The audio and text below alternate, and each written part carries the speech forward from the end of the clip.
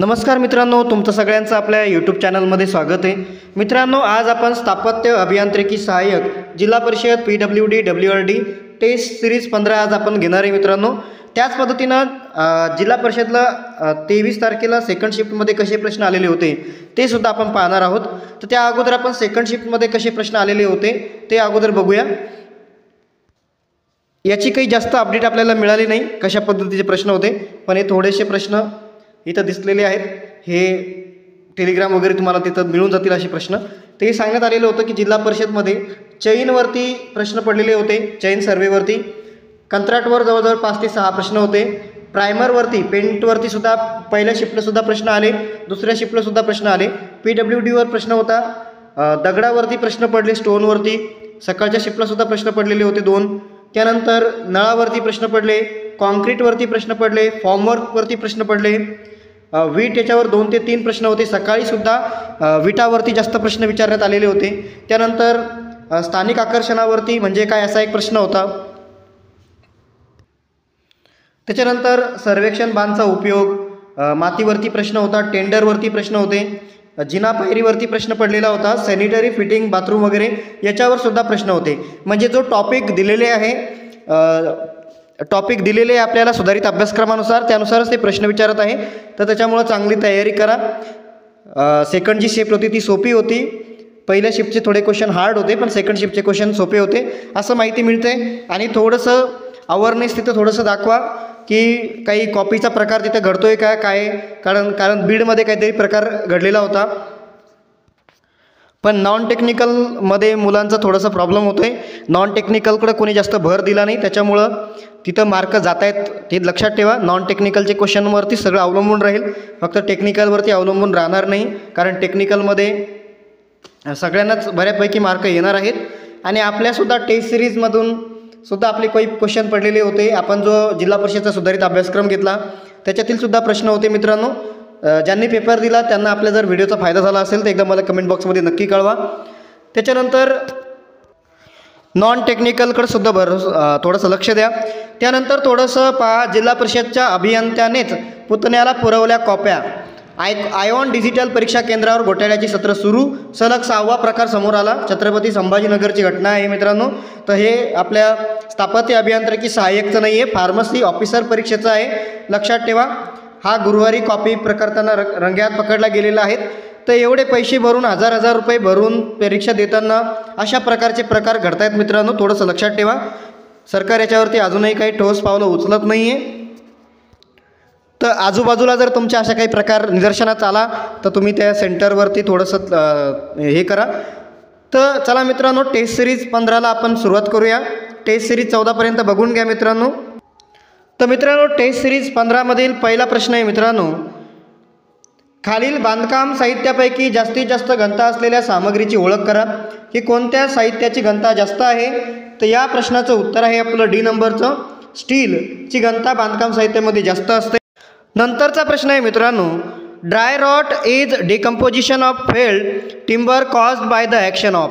Dry rot म्हणजे खाली पडलेल्या लाकडाचे विघटन हे खालील कोणत्या क्रियांमुळे होते? तर मित्रांनो, या प्रश्नाचं उत्तर आहे आपलं C नंबरचं. बुरशीचा हल्ला झाला,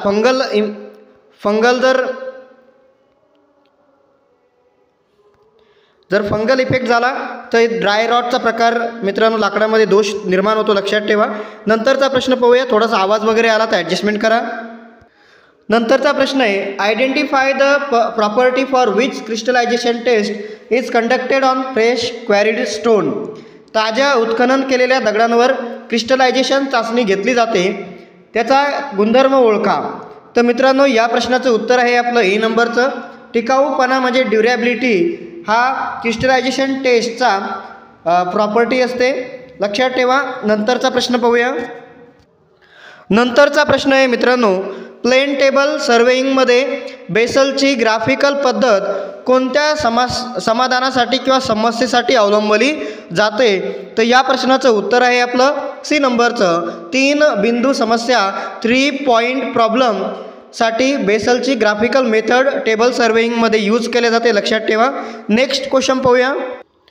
नंतरचा प्रश्न आहे, which is not suitable for setting out right angle to another line. जे दुसऱ्या रेषेला काटकोन ठरवण्यासाठी योग्य नाही ते कोण असतं तर या प्रश्नाचं उत्तर आहे आपलं ए नंबरचं टेलिस्कोप ॲलिडेटद्वारे आपण राईट अँगल हे सेट करू शकत नाही दुसऱ्या लाईनवरती. प्रिझम स्क्वेअरद्वारे राईट अँगल काढू शकतो, ओपन क्रॉस स्टाफसाठी सुद्धा काढू शकतो आणि सेक्स्टनद्वारे सुद्धा काढू शकतो. लक्षात ठेवा, टेलिस्कोप ॲलिडेटद्वारे काढू शकत नाही. त्यानंतरचा प्रश्न आहे contour line of different elevation can unite to form one line in case of. वेगवेगळ्या उंचीच्या समोच्च रेषा एकत्र येऊन एक रेषा तयार करू शकतात केव्हा.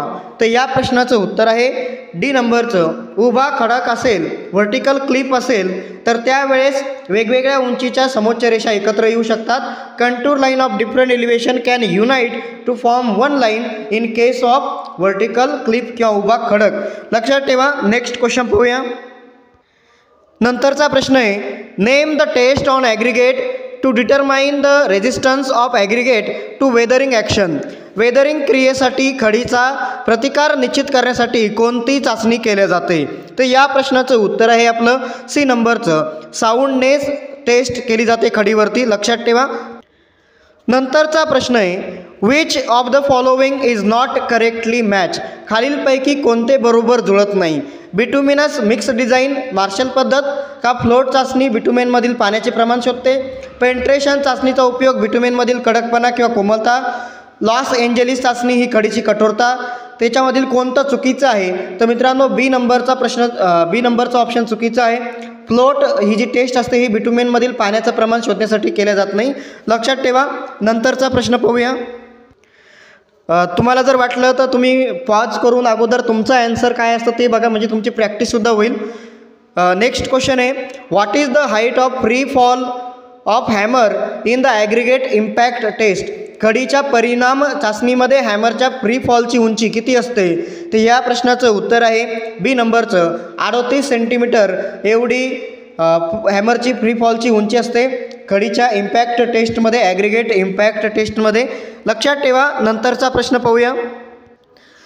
नंतरचा प्रश्न आहे when mixed with dash dash anhydrous cement compound react with each other to form hydrated compound. Dash dash सोबत फॉर्म हायड्रेटेड संयुगे मिसळून निर्जल संयुगे एकमेकांशी प्रतिक्रिया देतात.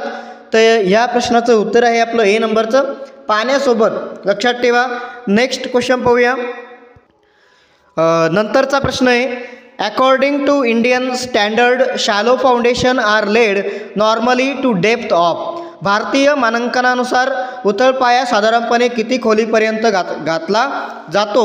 तर या प्रश्नाचं उत्तर आहे आपलं ए नंबरचं 3 मीटरपर्यंत शॅलो फाउंडेशनची डेप्थ आपण घेऊ शकतो नॉर्मली. लक्षात ठेवा मित्रांनो. नेक्स्ट क्वेश्चन पाहूया. नंतरचा प्रश्न आहे longitudinal horizontal member parallel to the wall used in scaffolding is called as. मचानमध्ये वापरल्या जाणाऱ्या भिंतीच्या समांतर रेखांशाच्या आडव्या सदस्यांना काय म्हणतात. तर या प्रश्नाचं उत्तर आहे आपलं बी नंबरचं स्ट्रिंगर्स असं त्याला म्हटलं जातं. लक्षात ठेवा. नंतरचा प्रश्न पाहूया. व्हिडिओ जर आवडला तर एकदा चॅनलला लाईक करा, सबस्क्राईब करा. नंतरचा प्रश्न आहे निवासी इमारतींसाठी नोजिंग न लावता किमान रुंदी किती असावी. थोडा इथं प्रॉब्लेम झालेला आहे. ट्रेडची विचारलेली आहे आपल्याला. ट्रेडची किमान रुंदी किती असावी नोजिंग न लावता. तर या प्रश्नाचं उत्तर आहे आपलं सी नंबरचं 250 mm. तसं 200 mm असतं पण इथं ऑप्शनमध्ये 250 mm आहे म्हणून 250 mm उत्तर बरोबर आहे.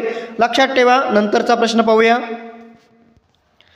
नंतरचा प्रश्न आहे usual allowance for camber in the intrados in the flat arches. Flat स्टॉपरमध्ये तळाशी असलेल्या कॅम्बरसाठी सामान्य सूट किती असते. तर या प्रश्नाचं उत्तर आहे बी नंबरचं स्पॅनचा 1/100 एवढं सामान्य सूट असते. लक्षात ठेवा. नंतरचा प्रश्न पाहूया. नंतरचा प्रश्न आहे dash dash is used for delay in the setting time of concrete. कॉन्क्रीटच्या सेटिंग वेळेत विलंब करण्यासाठी काय वापरले जाते. एअर इंट ट्रेनिंग मिश्रण का प्रवेगक का पाणी कमी करणारे मिश्रण का रिटार्डर. तर या प्रश्नाचं उत्तर आहे डी नंबरचं रिटार्डर किंवा त्याला आपण मंदक वगैरे असं मराठीमध्ये म्हणू शकतो. मराठीमध्ये टेस्ट करायचा प्रयत्न केला मी यावेळेस. नंतरचा प्रश्न पाहूया. नंतरचा प्रश्न आहे ॲटोकॅडमध्ये समांतर रेषा किंवा वक्र काढण्यासाठी वापरली जाणारी कमांड कोणती आहे? तर या प्रश्नाचं उत्तर आहे सी नंबरचं ऑफसेट ही कमांड ॲटोकॅडमध्ये समांतर रेषा किंवा वक्र काढण्यासाठी वापरली जाते. लक्षात ठेवा. नंतरचा प्रश्न पाहूया. नंतरचा प्रश्न आहे IS स्टँडर्ड 712/1984 नुसार बिल्डिंग लाईन्सच्या वर्गीकरणानुसार प्लास्टरिंग, व्हाईट वॉशिंग इत्यादीमध्ये फिनिशिंग कोटसाठी वापरलेले मॅग्नेशियम डोलोमाइट हा जो चुना असतो हा कोणत्या श्रेणीत येतो असा प्रश्न आहे. तर या प्रश्नाचं उत्तर आहे आपलं डी नंबरचं की तो डी या क्लासमध्ये येतो. लक्षात ठेवा. मॅग्नेशियम डोलेमिटिक हा जो लाईम असतो हा प्लास्टरिंगसाठी, व्हाईट वॉशिंगसाठी, फिनिशिंग कोटसाठी वापरला जातो हे लक्षात ठेवा. आणि तो क्लास डीमध्ये येतो, वर्ग डीमध्ये येतो. त्याच्यानंतरचा प्रश्न पाहूया. नंतरचा प्रश्न आहे according to IS 1077/1992 non modular size of brick is. IS 1077/1992 नुसार विटांचा नॉन मॉड्युलर आकार डॅश डॅश एवढा आहे. तर या प्रश्नाचं उत्तर आहे आपलं ए नंबरचं 230x110x70 mm एवढा नॉन मॉड्युलर विटेचा आकार असतो. लक्षात ठेवा. नंतरचा प्रश्न पाहूया मित्रांनो. नंतरचा प्रश्न आहे खालीलपैकी कोणता अग्निज खडकाचा प्रकार नाही आहे?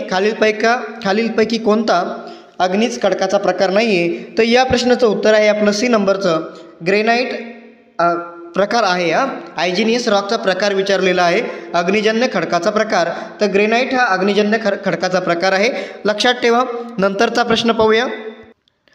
नंतरचा प्रश्न आहे ॲटोकॅडमध्ये घराच्या आराखड्याच्या विकासादरम्यान अंतर्गत भिंती काढण्यासाठी वापरली जाणारी कोणती कमांड आहे किंवा कोणती आज्ञा आहे? तर या प्रश्नाचं उत्तर आहे आपलं ए नंबरचं डी लाईन ही कमांड यूज केल्या जाते. लक्षात ठेवा. नंतरचा प्रश्न बघूया. नंतरचा प्रश्न आहे एखाद्या मालमत्तेचे मूल्य त्याच्या उपयोगिता कालावधीच्या शेवटी नष्ट न करता डॅश डॅश म्हणून ओळखले जाते. तर त्याला पुस्तक मूल्य म्हणतात का, तारण मूल्य का, बाजारभाव का, त्याला भंगार किंमत असं म्हणतात. हे मराठीमध्ये झालं. तर या प्रश्नाचं उत्तर आहे आपलं बी नंबरचं त्याला तारण मूल्य किंवा त्याला इंग्लिशमध्ये सॅल्वेज व्हॅल्यू असं म्हटलं जातं. लक्षात ठेवा. नंतरचा प्रश्न पाहूया.